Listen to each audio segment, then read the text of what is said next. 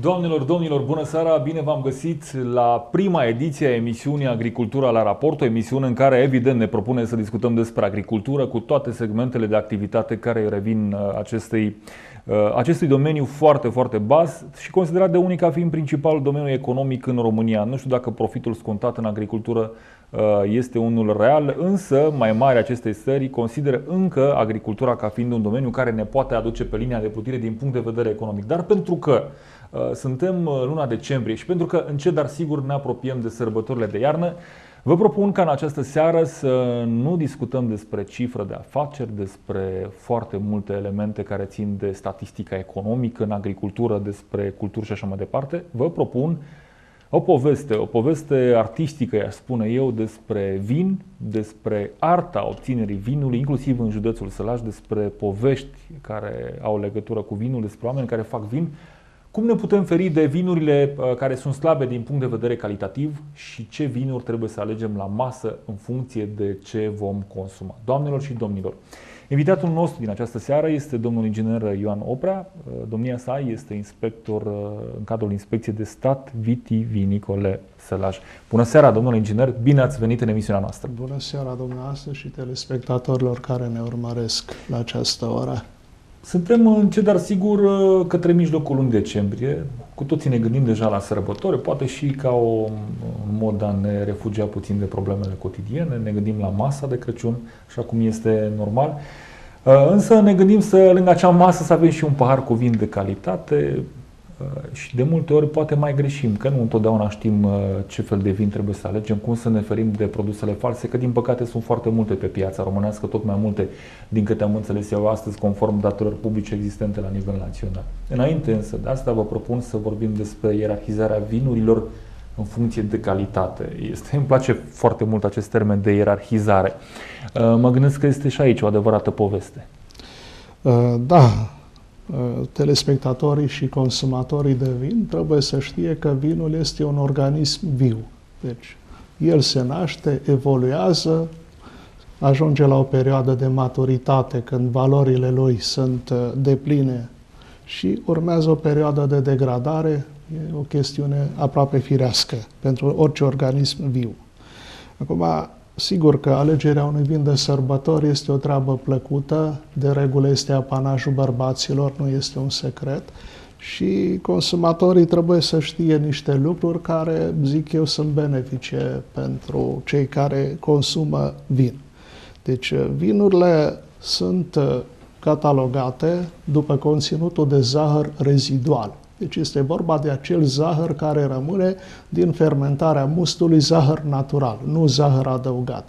Deci avem vinurile seci. De regulă, vinurile seci sunt vinurile bărbătești, vinurile care plac cel mai mult bărbaților. Ele conțin până la maximum 3 grame de zahăr rezidual pe litru.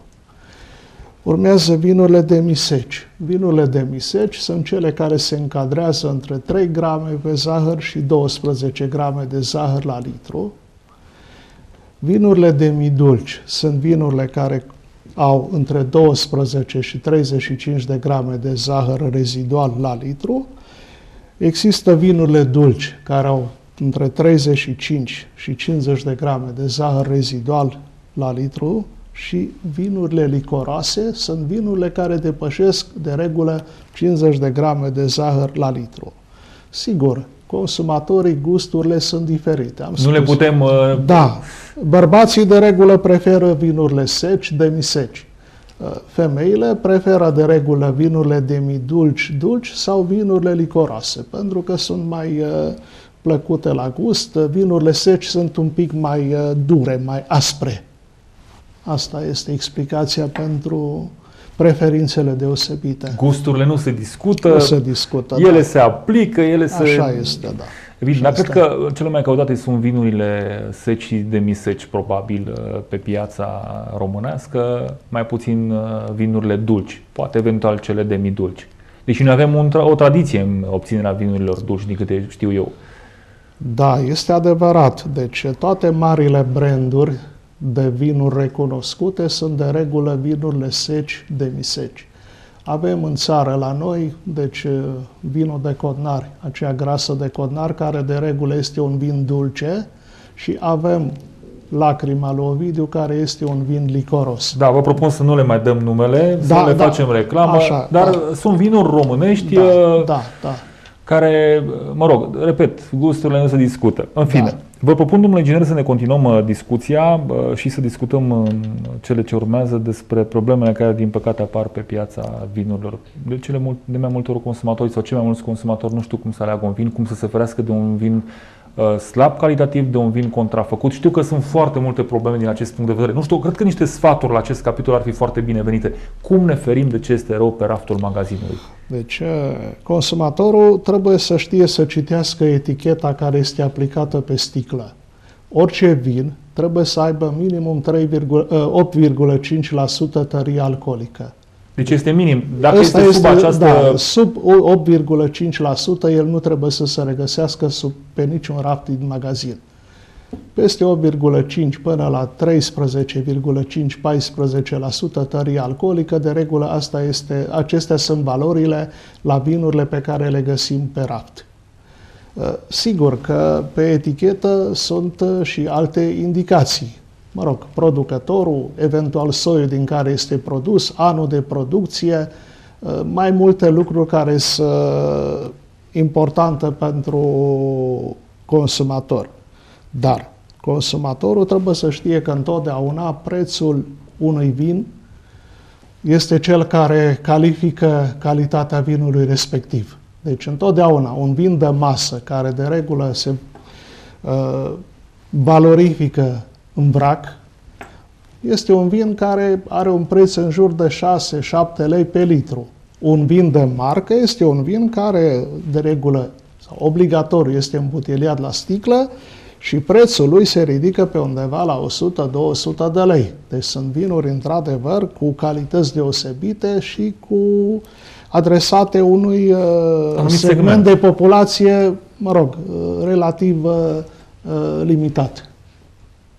Bine, asta ține și pentru că sunt probabil oameni cu bani, dar care, neavând o cultură a consumului de vin, probabil că nu marșează foarte mult și atunci apare această problemă. Dar este bine să facem distinție. Vreau să vă întreb dacă pe etichetă este obligatorie prezentarea anului în care a fost obținut acel vin sau nu este neapărat? Nu este obligatoriu, dar este obligatoriu să se precizeze că vinul respectiv conține sulfiți. Acum, în legătură cu bioxidul de sulf care se folosește în vinificație, există multe teorii.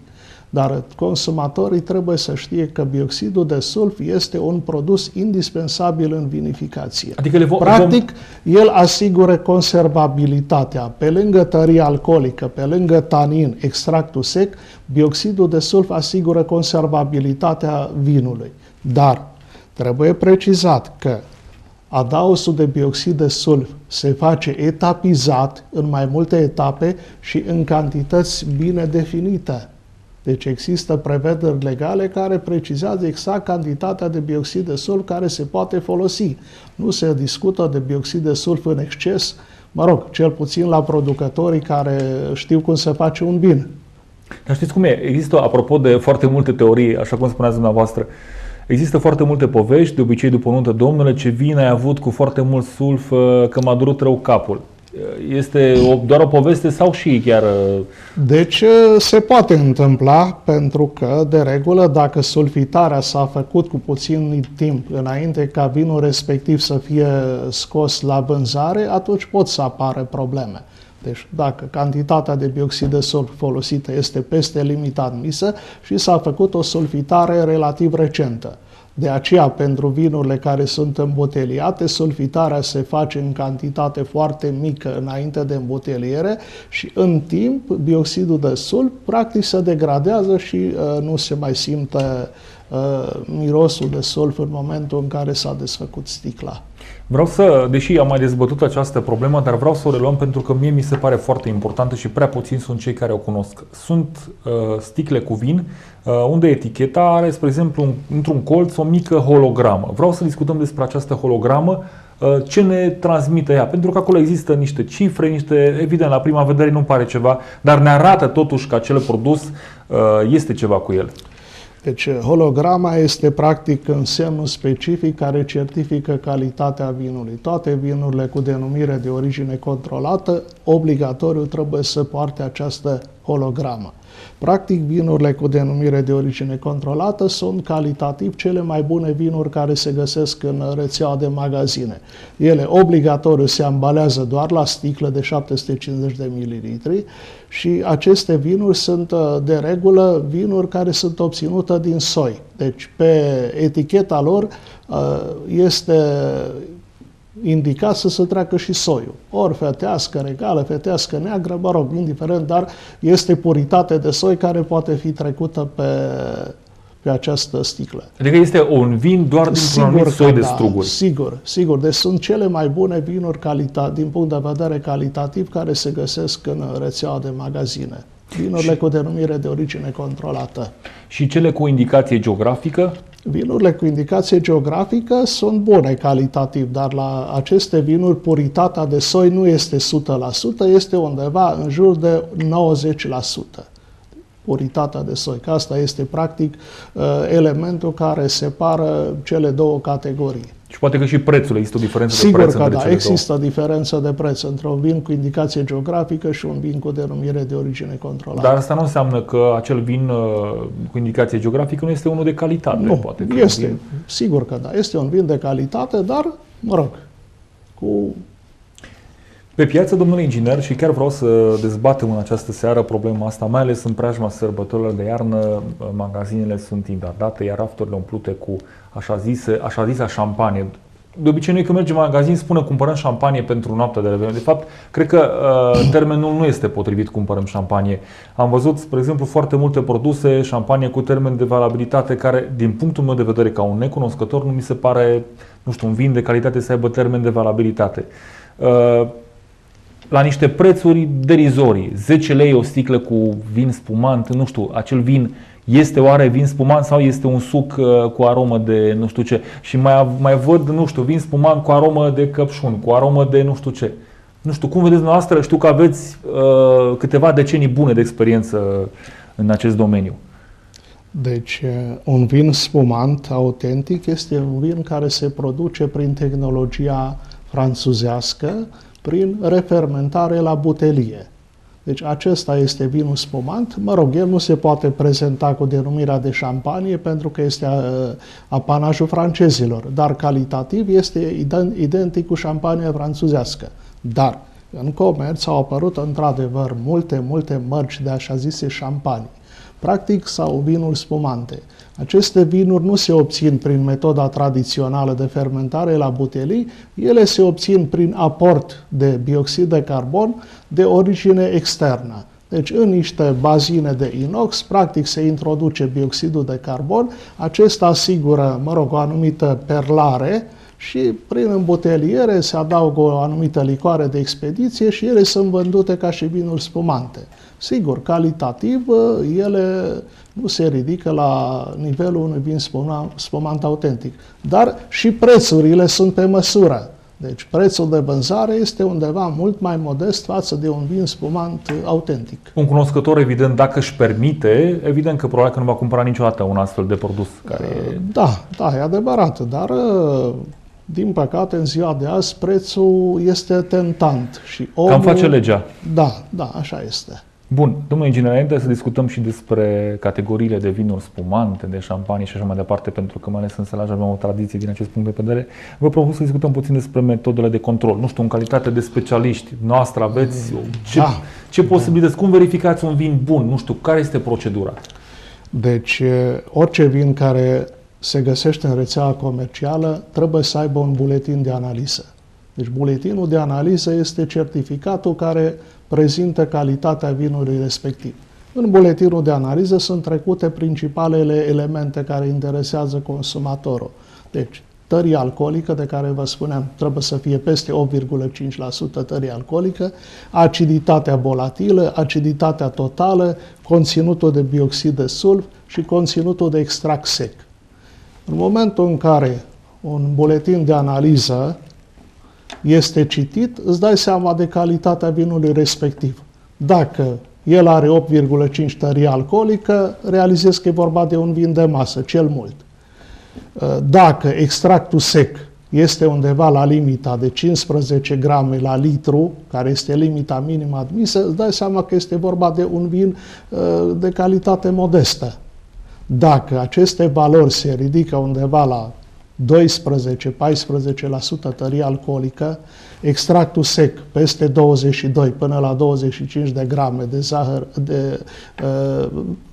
25 de grame la litru, sigur că e vorba de un vin de calitate.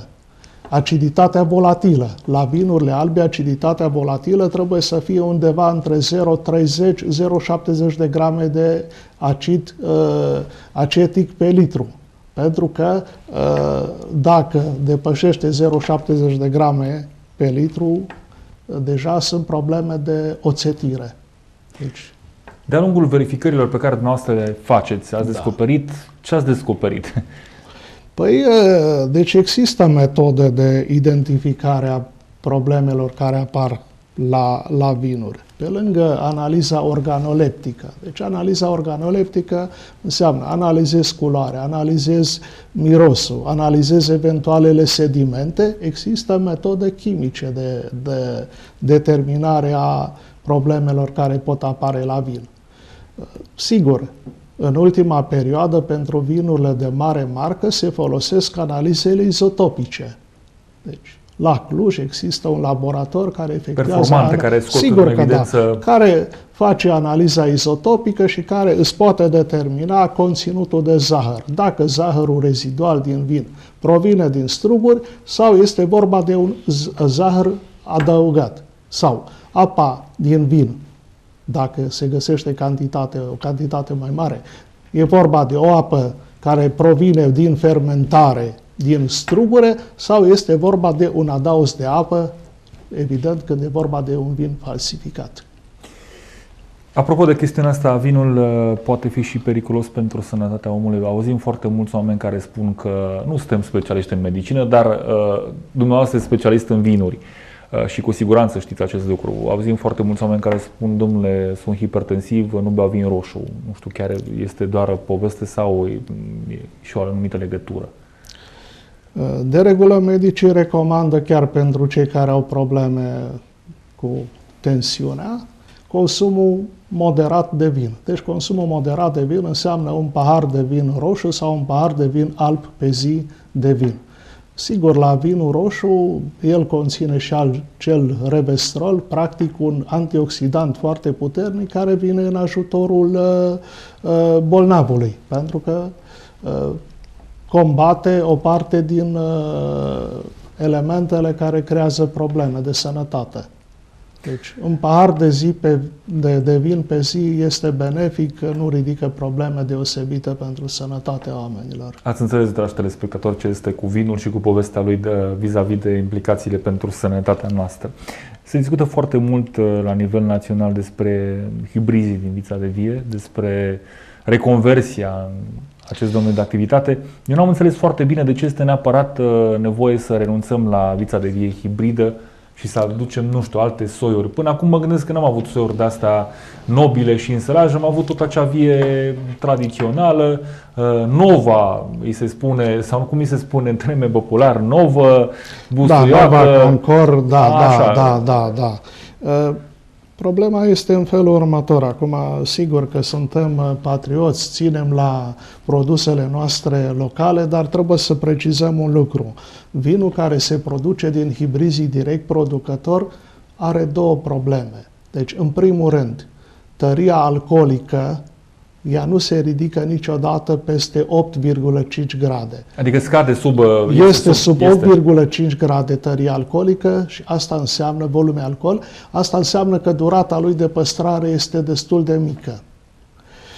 Este problema acidității. Deci acești hibrizi direct producători, strugurii, practic, prin fermentarea mustului, creează o aciditate ridicată în vin. Pentru că nu se face această corecție a acidității care se face la vinurile nobile, De regulă, vinurile din hibris, consumate de persoane care au probleme cu aciditatea la stomac, creează într-adevăr probleme pentru sănătatea oamenilor. Și mai este o a treia problemă pe care consumatorii de regulă nu o știu.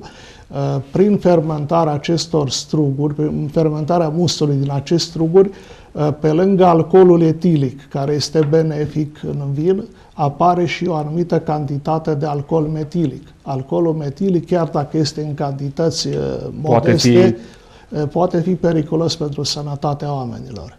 Am avut o curiozitate pe care, din păcate, n-am reușit să o acopăr în prima noastră întâlnire de anul trecut în emisiunea despre vinuri.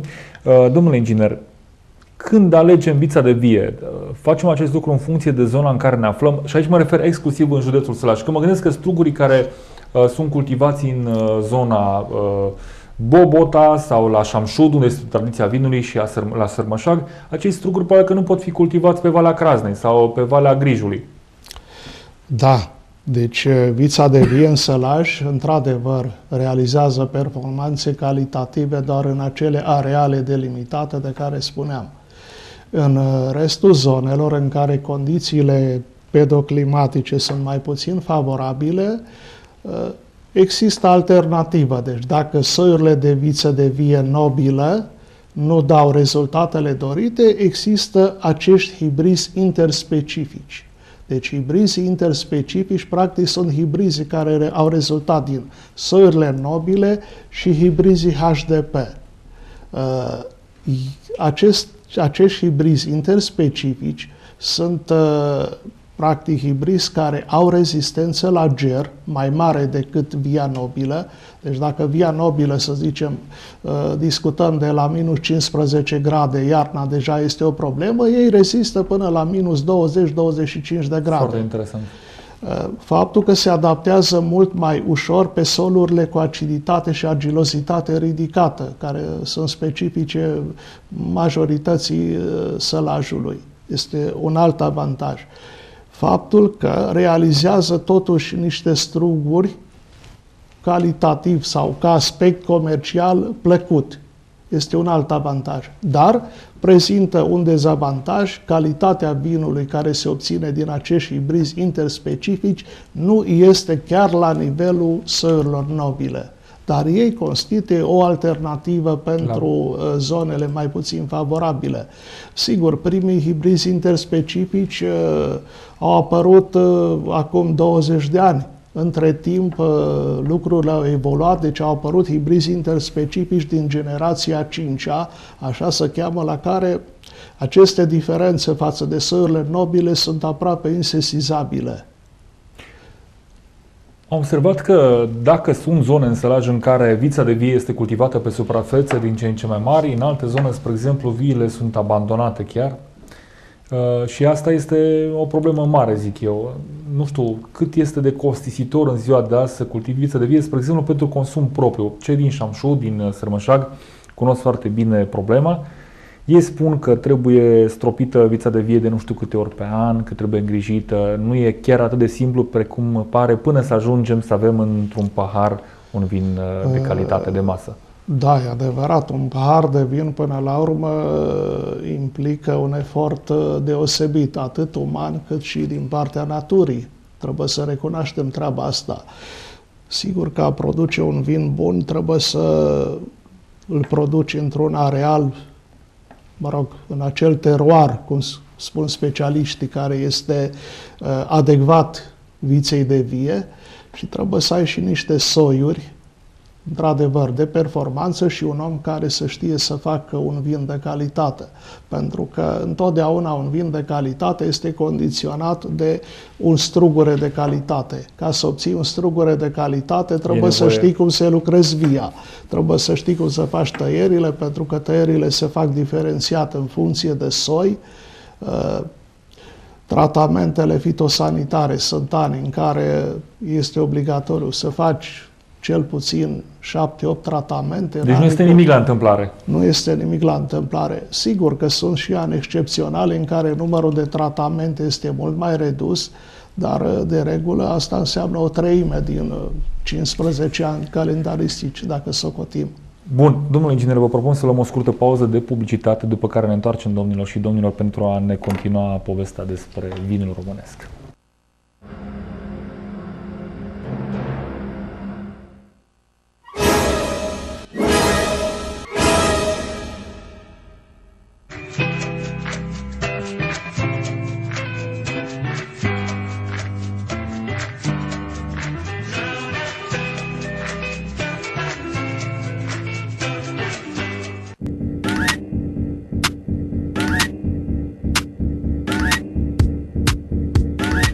SC Silvana S.A., cel mai mare producător de tricotaje din România, continuă să vă surprindă cu cele mai moderne și îndrăznețe colecții.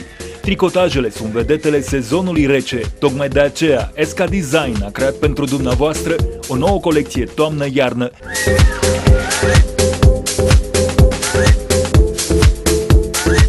De la clasicul cardigan până la rochițe, fustițe, jachete, pulovere, bolerouri și panchouri, fie că ai o întâlnire business sau o ieșire cu prietenii, SK Design este alegerea potrivită pentru tine. Magazinul de prezentare pe care SC Silvana S.A. l-a deschis în Cehul Silvaniei, pe strada Plopilor numărul 2, vă așteaptă. Ne găsiți de luni până vineri de la 9 la 17 și sâmbătă de la 9 la 15 sau pe site-ul www.skd.ro. Alege să fii chic cu tricotajele SK Design.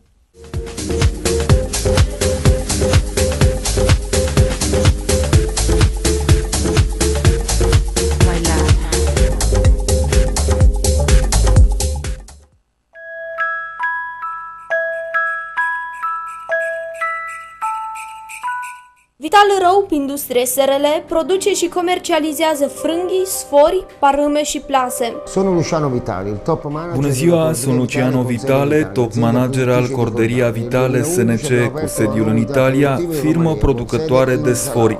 Din 2011 am deschis o altă unitate productivă în România, cu sediul în Zalău, Vital Rope Industrie SRL, pentru a satisface exigențele tuturor clienților noștri.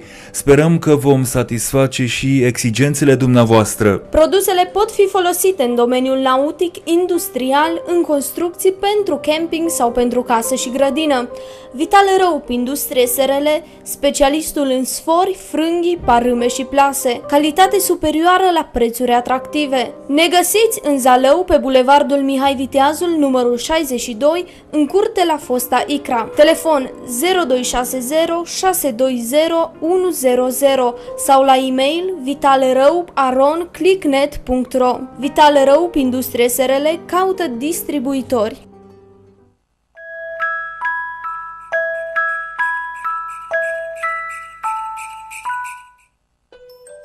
Te-ai hotărât unde vei spune marele da? Salonul Elysee te așteaptă cu o echipă de profesioniști pentru o nuntă de poveste într-un local elegant, rafinat și stilat. Povestea ta poate continua cu o vacanță de neuitat. Cum? Intră pe site-ul www.elisezalău.ro, înscrie-te la concursul Nunta Anului organizat de Salonul Elysee și poți câștiga o vacanță de vis. Salonul Elysee este locația ideală pentru a te bucura alături de familie și prieteni la evenimentele importante din viața ta. Pentru informații te așteptăm în Zalău, strada Victor Ioan Sima, numărul 11 sau la telefon 0745 592 965. Salonul Elysee, o poveste de nuntă.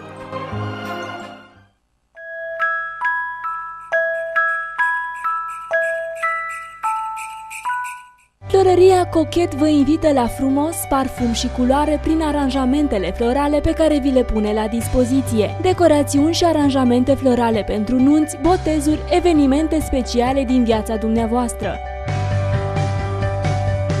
Realizăm și coroane pentru clipele triste din viața dumneavoastră într-o manieră profesională, cu o atenție specială pentru calitate, detaliu și prospețime. Pentru comenzi, nu ezitați să ne contactați la numărul de telefon 0742 140 861. Ne găsiți zilnic între orele 8:20 și duminica între orele 9:17 în stația Perla. Florăria Cochet, frumusețe, parfum și culoare.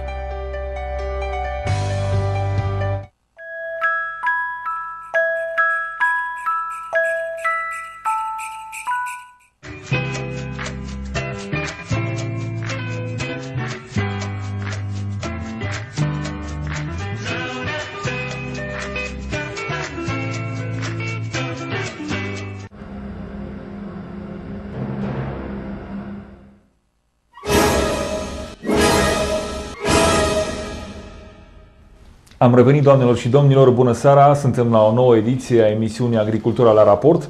O emisiune în care îl avem ca invitat pe domnul inginer Ioan Oprea. Domnia sa este inspector în cadrul Inspecției de Stat vitivinicole în Sălaj. Domnul inginer, vreau să vă întreb înainte de toate, se mai face și vin în afară de struguri din altceva?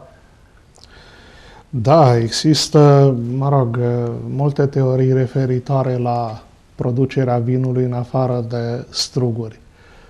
Sigur că în acțiunile de control pe care le-am efectuat, specifice funcție pe care o îndeplinesc, am găsit vinuri cu probleme, dar nu am găsit niciodată vinuri care să fie produse din pastile, așa cum de regulă se povestește. Deci, de regulă există vinuri falsificate la care se face adaos de apă suplimentar, vinuri cu tărie alcoolică sub 8,5, așa cum prevede legea, vinuri la care, extractul sec este sub 15 grame la litru, practic vinuri care nu au personalitate și care, se pot identifica relativ ușor prin metodele de analiză specifice folosite în vinificație. Am aflat la începutul acestei emisiuni de la noastră că vă și ocupați de tot ce înseamnă un proiect de înființare a unei culturi de viță de vie, inclusiv la capitolul fonduri europene. Nu vreau să dăm numere de firme, nu vreau să facem numai publicitate, dar evident că cu toții știm că în Sălaj avem în Șimleul Silvaniei o istorie a vinului spumant, sper că nu greșesc, o istorie care se întinde până în anii 70, în acele hrube. Bun. Foarte mult s-a vorbit despre faptul că acest vin este unic în România, că este un vin de o calitate deosebită. Alții au venit din alte județe, nu vinul vostru este bun, al nostru este mai bun. Bun, vreau să stabilim o dată pentru totdeauna. Este acest vin unic în România și mă refer aici la acea metodă de obținere, este ținută sticla în o anumită parte, sub acele hrube, sau aveți cunoștințe că se mai face și în altă parte, în România? Deci, vinurile din Sălaj, prin excelență, se pretează pentru șampanizare. Vinurile folosite la șampanizare trebuie să prezinte niște caracteristici deosebite. Deci, în primul rând, trebuie să fie niște vinuri cu o aciditate mai ridicată față de vinurile normale. Vinuri care să se preteze la refermentarea în butelii de sticlă, așa cum este metoda tradițională folosită în Franța, metoda care se folosește și la Șimleul Silvaniei. Pentru a revigora această producție de vinuri specifice și pentru a asigura continuitatea producției de șampanie, de vin spumant de la Șimleu, am socotit necesar că este bine ca plantațiile să le revigorăm prin înființarea de noi plantații. Într-adevăr, în baza unui ordin 247 al Ministerului Agriculturii, începând din anul 2008, s-au alocat fonduri pentru înființarea de plantații viticole. Dacă este să socotim valoarea fondurilor, asta înseamnă 75% din valoarea cheltuielilor pe care un producător le face pentru înființarea unui hectar de viță de vie. Deci 75% din această valoare sunt fonduri europene, 25% sunt fonduri pe care trebuie să le suporte producătorul. Sigur că din 2008 avem bucuria ca în Sălaj să se fi înființat peste 60 de hectare de plantații viticole moderne. Plantații, o parte din ele deja anul acesta a intrat pe rod, o parte vor intra anul viitor, dar zicem noi că, aceste suprafețe plus altele care se vor înființa în anii următori vor asigura cu certitudine materia primă pentru fabrica de la complexul de vinificație de la Șimleul Silvaniei, încât această tradiție să fie perpetuată și să nu se piardă. Ar fi păcat. Așa este. Este un proces foarte interesant de obținere a vinului acolo. Sunt acele hrube, am înțeles că este o temperatură constantă acolo, cantitate de lumină potrivită pentru a fermenta acel vin și a obține un rezultat deosebit. Da, e adevărat. Și condițiile în care se produce refermentarea sunt foarte, foarte importante. Practic trebuie să se asigure o temperatură în jur de 12 grade în tot timpul anului, fie vară, fie iarnă, umiditatea la fel constantă, în jur de 5%, dar contează foarte, foarte mult și priceperea celor care contribuie prin munca lor la obținerea acestui vin spumant. Pentru că tehnologia de producere este o tehnologie aparte. Ca să produci un asemenea vin de calitate, trebuie să ai niște oameni care să fi lucrat înainte, să aibă experiența profesională necesară încât toate manevrele pe care le efectuează zilnic trebuie să știe să le efectueze cu corectitudine și profesionalism. Domnul inginer, vă propun o scurtă lecție, niște sfaturi pentru minutele următoare. Să vorbim despre vinurile roșii, seci, demiseci, cu ce mâncăruri se potrivesc ele și în ce momente, despre vinurile albe, evident, dulci, demidulci, și despre vinurile spumante, despre această șampanie. Se vorbește foarte mult cu ce se consumă vinul roșu, vinul alb, dar prea puțin șampania, mai puțin acest capitol. Cu toții ne gândim la Revelion, e și o tradiție aici, cu noroc și așa mai departe. Deci, consumatorii trebuie să știe că există o anumită ierarhie în consumul de vin. Deci, întotdeauna, orice masă care se începe cu vinurile albe. De regulă, se începe cu vinurile albe seci. Urmează vinurile albe demiseci, demidulci, dulci. După vinurile albe, se consumă vinurile roșii, la fel, vinul roșu sec, demisec, demidulce, dulce, dacă, mă rog, în funcție, sigur că la o masă nu găsești toate sortimentele. La final, dar asta este ierarhia. Bun, după consumul de vinuri, urmează consumul de vinuri spumante sau perlante. Ultimele care se consumă sunt vinurile licoroase, care, mă rog, practic sunt un desert. Iar dacă la masă, evident, avem și un coniac sau un ginars, mă rog, specific ardelenesc, acesta este ultimul care se consumă. Dar care e chestiunea cu acest ginars? Nu știu, e vreo diferență sau ce e de fapt acest produs? Deci vinarsul practic este tot un distilat de vin care este supus învechire care de regulă se face în butoaie de stejar și în funcție de durata care este ținut la învechire. Deci este vinars care se ține la învechire 3 ani, 5 ani, 7 ani, 12 ani. Deci în funcție de durata de învechire, practic este și calitatea pe care o obține produsul finit. Este o băutură aproape identică cu coniacul, dar în specific ardelenesc, el poartă denumirea de vinars. Domnul inginer, înainte să discutăm în continuare despre sfaturi vis-a-vis de consumul de vin, vreau să ne întoarcem puțin înainte de 89 și cu siguranță știți, Sălajul a exportat vreodată vin spumant, acel vin spumant care era obținut în hrubele de sub oraș?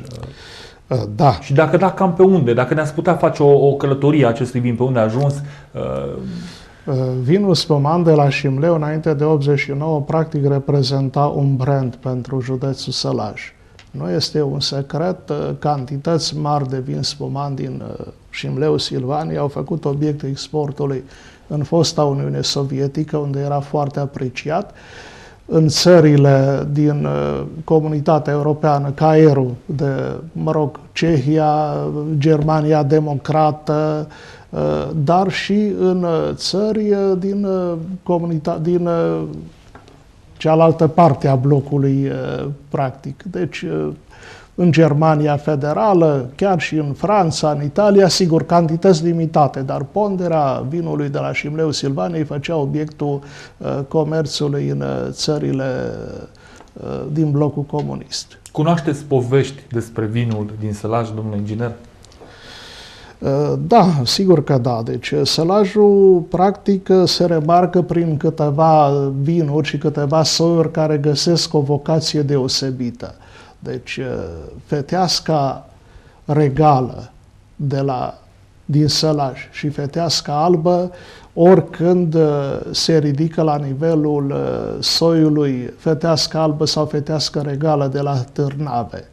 Avem Traminerul, tot din zona Șimleului Silvanei, care merge foarte bine cu Traminerul de la Lechința.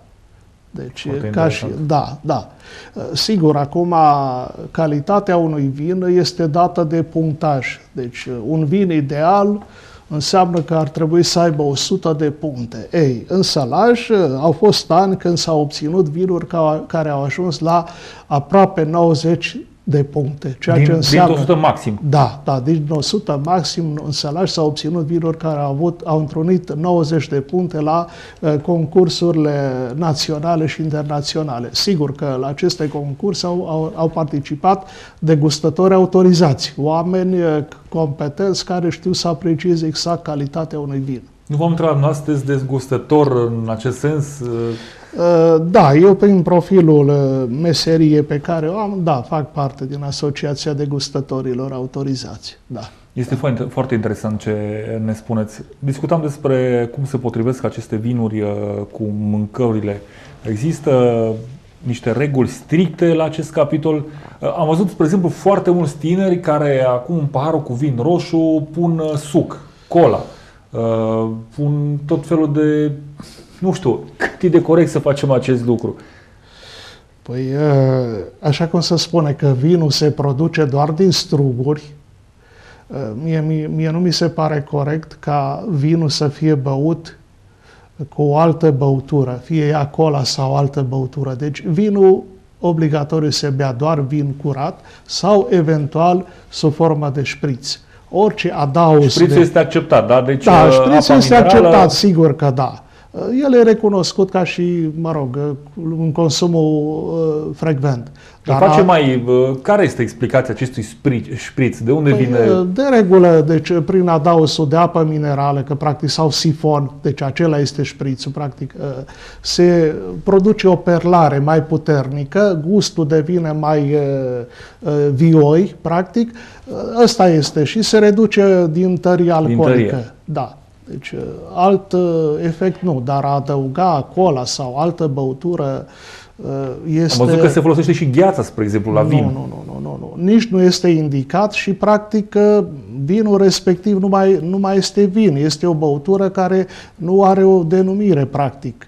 Iar gustul este ceva cu totul și cu totul puțin plăcut, ca să mă exprim în felul ăsta. Deci vinul trebuie băut așa cum este. Da, deci vinul trebuie băut așa cum este, pentru că numai în felul ăsta poți să-ți dai seama de calitatea lui, de personalitatea lui, de specificul lui. Pentru că trebuie consumatorul să știe că vinul este singurul produs alimentar care are memorie.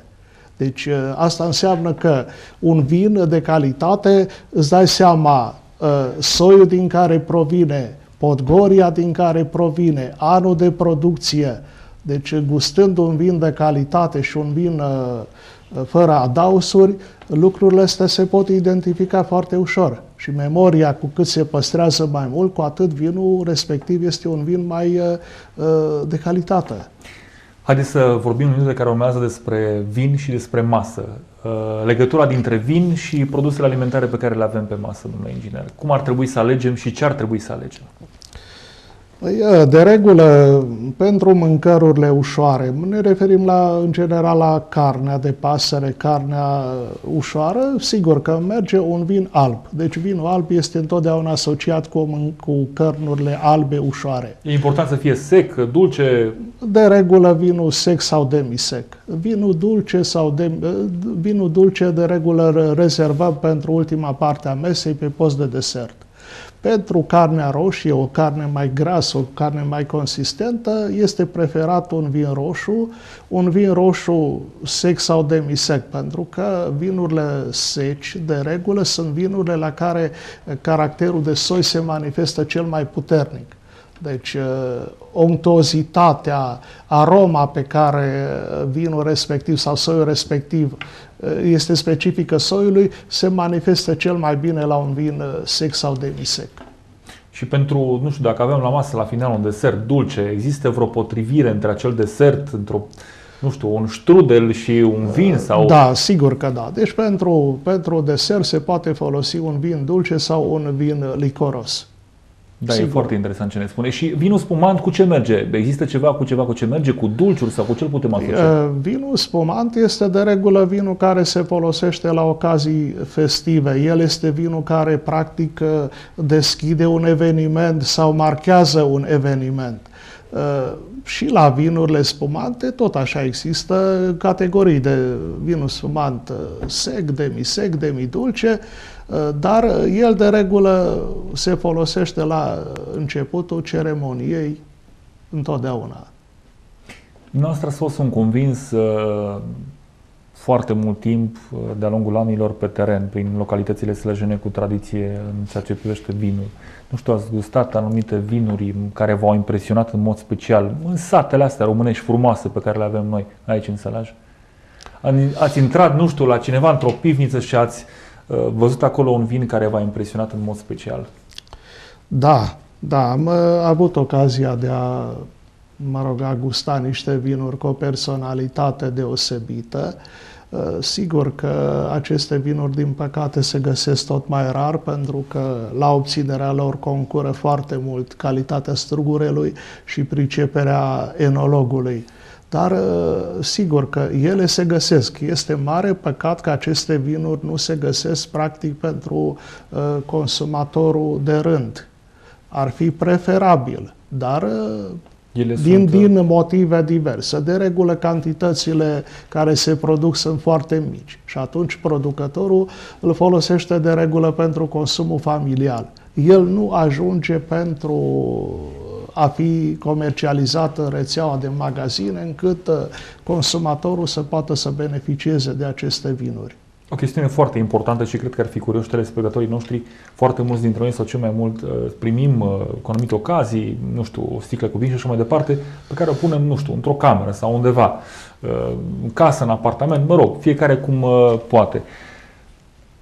Cât este de corect să păstrăm vinul și cum ar trebui să păstrăm vinul, pentru că am înțeles că nu este deloc bine să ținem vinul la temperatura camerei, pentru că începe să-și piardă din calitate. Da, există niște condiții de păstrare a vinului. Deci întotdeauna el se păstrează, vinurile albe, la 12-14 grade, la vinurile roșii putem discuta până la 15 grade temperatura camerei.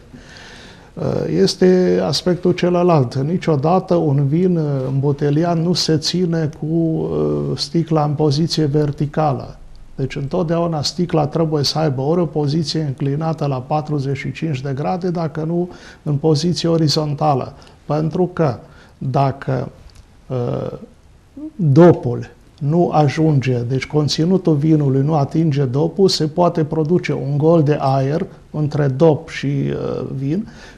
Acel gol de aer poate să degradeze în timp calitatea vinului.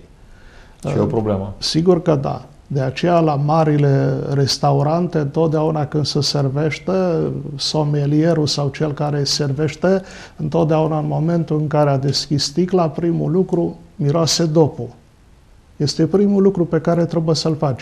În momentul în care ai mirosit dopul, dacă se simte un miros de oțetit, automat vinul respectiv este scos de la consum. Deci nu există... Și apropo, acel somelier de care spuneți dumneavoastră trebuie să aibă niște studii de specialitate, să aibă o anumită pregătire. Mă gândesc că în Sălaj nu avem așa ceva, din câte știu eu. Poate că mă înșel. Nu știu dacă există în Sălaj somelier.